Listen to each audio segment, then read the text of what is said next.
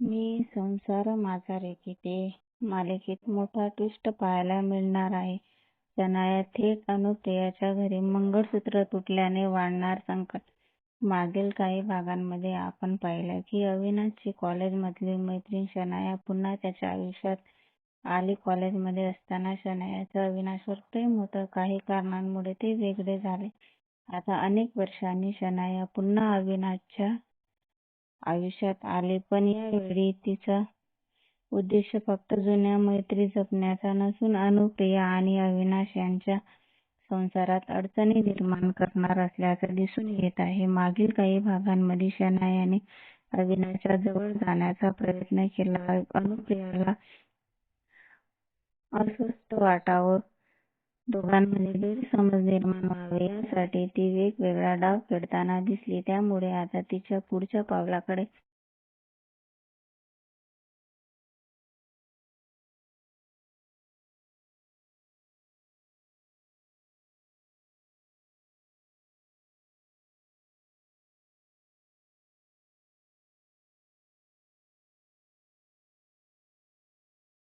मिठी मारते. बाहेरून पाहता अनेक प्रसंग वाटतो त्यामागे शनायाचा मोठा डाव लपलेला असतो. मिठी मारताना शनाया मुद्दाम अनुप्रियाच्या गळ्यात मंगळसूत्राला हात लावते. काही क्षणातच मंगळसूत्र तुटून खाली पडतं. हे पाहता घरात एकच शांतता पडते. अनुप्रिया घाबरते, लगेच गळ्याला हात लावते आणि म्हणते, ही अचानक संध्याकाळच्या वेळी हे असं कसं झालं. घरातील सगळ्यांच्या चेहऱ्यावर चिंता दिसू लागते. सगळ्या प्रसंगातून अविनाशही उपस्थित असतो. त्यालाही काय घडले हे समजत नाही. पण दुसरीकडे मनातल्या मनात शनाया हसत असते. ती स्वतःशीच म्हणते, तुझ्या आयुष्यातलं सगळं एक एक करून तुटणार.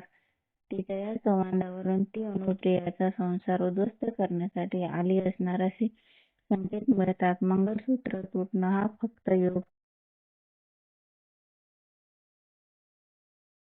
अनुप्रिया शनायाचा खरा चेहरा